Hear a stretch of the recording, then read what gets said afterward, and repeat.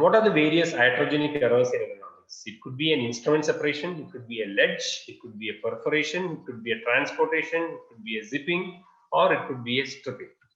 Now, what is an instrument separation? Broken instruments are generally known as instrument separation. What is a ledge? When you have a curved canal and when you try to negotiate that curvature, if you do not negotiate it but go and hit the dentinal wall, okay, a small portion of the dentin chips off from it, and there you form a ledge. So if you try to put more and more instruments, these instruments will go and stay there as a block. So that particular type of block is called a ledge formation. What is a perforation? Perforation can be with many instruments. Even a ledge, if it is manipulated unwantedly, it can lead to perforation. Or when you try to do an axis perforation, if you are not careful, you may perforate the floor of your axis perforation. What do you mean by transportation? So perforation means like you are cutting off the dentin and you have reached the periodontal ligament, then it's called perforation. What about transportation? Transportation means, yesterday we spoke about heat treated nickel titanium instruments. So the heat treated nickel titanium instruments, they are basically used so that they can eliminate the shape memory. So if a file which has a shape memory is used inside a root canal, the file has a tendency to open up. So that kind of activity will lead to transportation. So transportation is basically a curved canal getting straightened on the outer curvature is known as transportation. And if this transportation happens beyond the apex also, then it is called zipping. Okay. Then stripping is a different thing. Stripping means if you have a S-shaped canal and if you try to instrument it without respecting the S shape, sometimes the curvature in between gets perforated. It is called stripping. So remember these terms: instrument separation, ledge, perforation, transportation, zipping, and stripping. Then how do you retrieve broken instruments?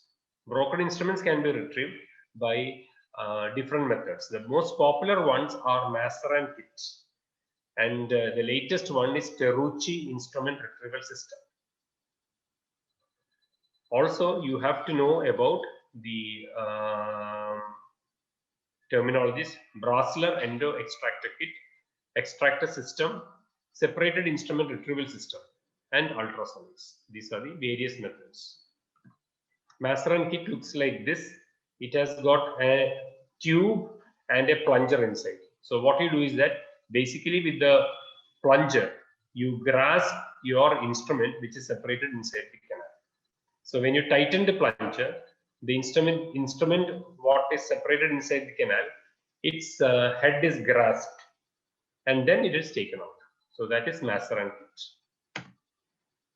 This is endo extractor system, not very popular in India. It's basically in other countries. So we basically depend upon Mazarin kit, and Terrucci instrument retrieval system is also now very popular. So remember these terminologies. Now, a lot of questions have been asked about MTA, because MTA is the material of choice when you want to repair a perforation or other iatrogenic errors like zipping or stripping. So how do you manipulate MTA, and what is the importance of using MTA? MTA is basically used for perforation repair. It acts like an artificial barrier for your perforations and as well as open apex also, because our next topic will be management of open apex devices. It can be also used as a retrograde filling material. You can, while you are doing periapical surgeries, the retrograde filling material of choice is MTA. There is one more competitor for MTA. It's called biodentin. Biodentin is also known as bioactive dentin substitute. It is almost similar to MTA, but there are some differences which we will be dealing now. Now, what are the clinical applications of MTA and biodentin? You can use them for pulp capping. You can use them in the root resorption areas. Yesterday, probably the first day, we showed CBCT images of root resorption, cervical root resorption, and other pathologies. So basically, for root resorptions, you can use after curettage, you can use this MTA and Biodin. Perforation repair of perforations in the furcations, apexification, yes, apexogenesis, apexification, both you can use MTA and Biodin. And in periapical surgeries as a root and filling. So there are a lot of applications for MTA and Biodentine. MTA resembles more of cementum and Biodentine resembles more of dentine. Now, what is the composition of MTA? MTA is nothing but your normal Portland cement. It's a modified Portland cement. Earlier it was grey MTA, which was popular. Now we get only white MTA. So it is aesthetic. Earlier it was not. It was grey in color. So basically the component of MTA is tricalcium silicate, 66%, dicalcium silicate, tricalcium aluminate. This composition of MTA you have to learn. You have to learn, you put some codes and somehow learn this composition. It's very important.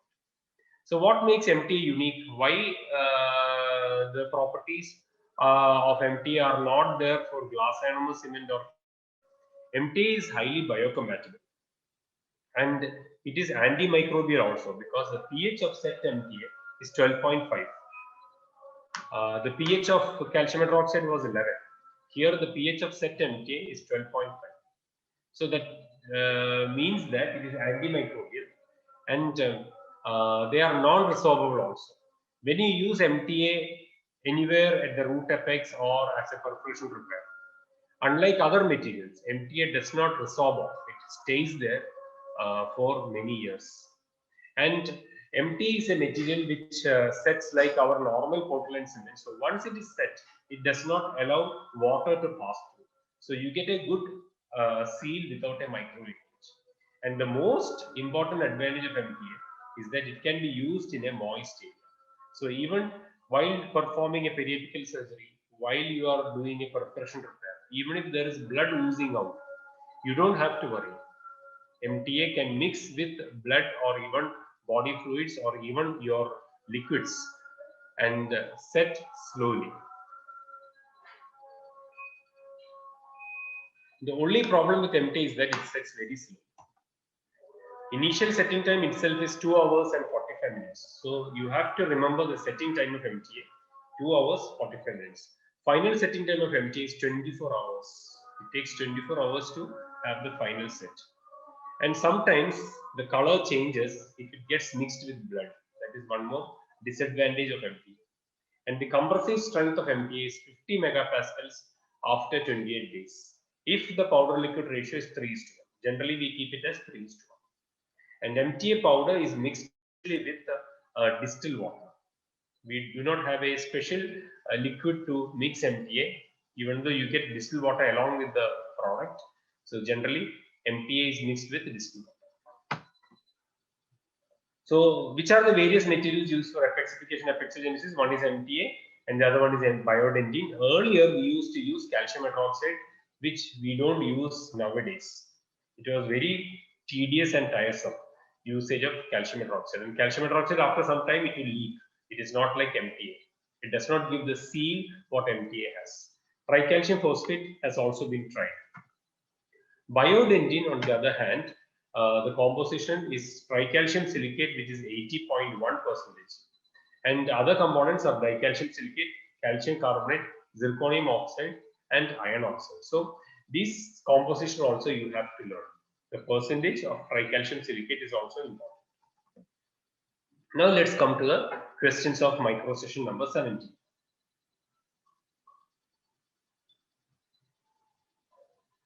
In case of retreatment, which is ideal for the removal of GP? Yes, you are following me. That is H-pile. And that particular technique is called H-pile displacement technique. Which of the following dissolves your gutta percha?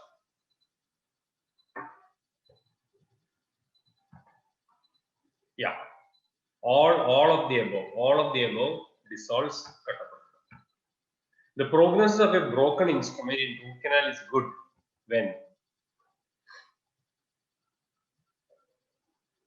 Have you come across this? Prognosis of a broken instrument in a root canal is good.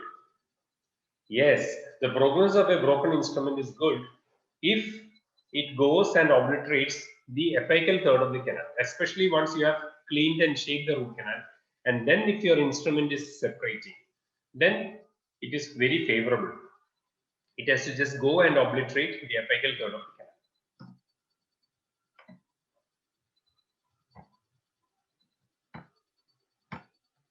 MT is used for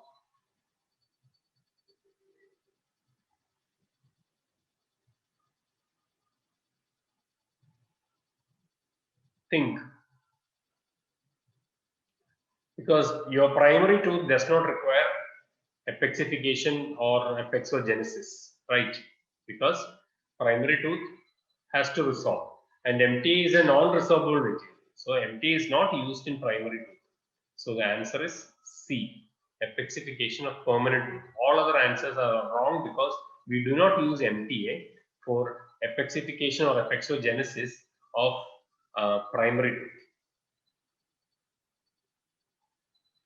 The only use of MT in primary tooth perhaps would be for a pulp capping. Other than that, we do not use MT in primary tooth. The main component of biodentin,